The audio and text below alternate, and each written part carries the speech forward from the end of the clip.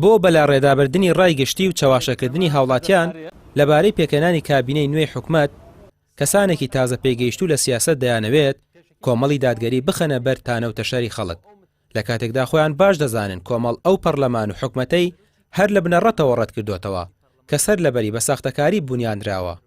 کۆمەڵی دادگەری لەبارەی چاڵێنجی پێکەنانی حکومەتەوە دەڵێ خەڵک خۆی دەزانێت کۆمەڵ هەمیشە خاوەن هەڵوێز بوو و لەو پێناوەشدا باجی زۆری داوە.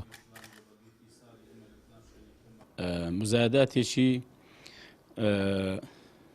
بێمانە کە هەموو دنیا دەزانی کۆمەڵ بایکۆتی ئەم پەرلەمانی کردووە و دەریش کەوت کە ئەم پەرلەمانی دیزاین کراوە چونکە لەسەر بناغی ساختەکاری و دابش کراوە کورسەکان لە نێوان هێندێ لایەن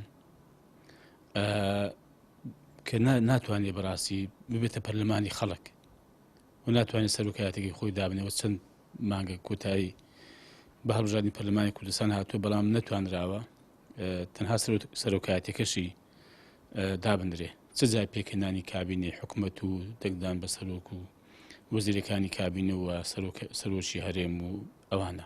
ئێستا خەڵچێک ینی مزایدەتی ئەوە دەکەن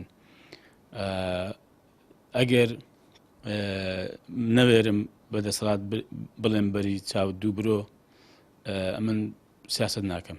ئێمە بەڕاستی زۆر لەو مازیاتر گوتووە و هەڵوێستەکانی ئێمە پەرلەمانتارەکانمان و فراکسیۆنمان و سەرۆکی کۆمەڵ و سەرکردایەتەکەی ینی خەڵک شاهێدەکە کۆمەڵ چەند بەڕاستی بوێری بە خەرج داوە و چەند جاریش لەسەر هەڵوێستە بوێرانەکانی خۆی بازی داوە.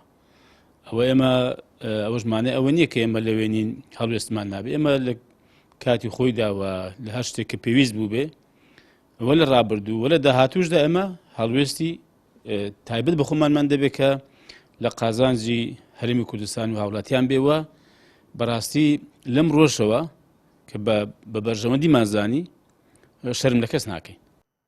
ناوهێنانی کۆمەڵ و داوەتکردنی بۆ پێکێنانی حکومەت و پەرلەمان سیناریۆیەکی دیکەی ناشرینە کە سەرۆکی جوڵانەوەی نەوەی نوێ دەستی داوەتێ و دەزانێت کۆمەڵ نە لە پەرلەمانە و نەدەچێتە حکومەتیش.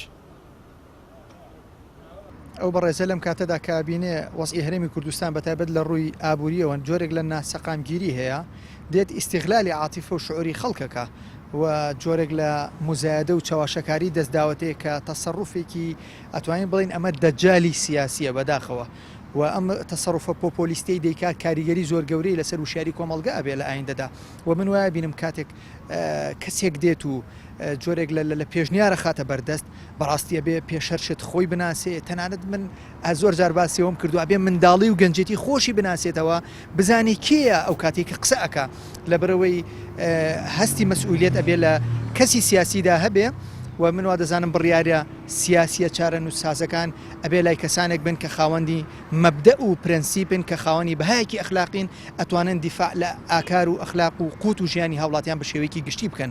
بۆیە من ئەمە بە تەنها بە تەسەڕوفێکی چاواشەکارانە و مزادەیەکی بێتامی ئەبینم بەداخەوە.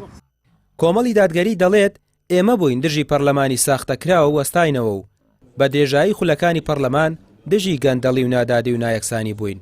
لەگەڵ شەقام و دەنگی خەڵکدا بووین. پەرلەمانتارانمان لەسەر هەڵوێستەکانی و بەرگری لە خەڵک حەسانەی لێسەندراوەتەوە. کۆمەڵ حیزبێکی خاوەن بڕیارە و لەسەر بنەمایەکی بەهێز وەستاوە و لە پەرلەمان و حکومەتیش نەبێت دەزانێت چۆن کار بکات و حیزبێکی دامەزراوەیە و لە فەیسبووکەوە بڕیار و سیاسەتەکانی ئاراستە ناکات. ڕامیار عوسمان کەناڵی پێام سلێمانی.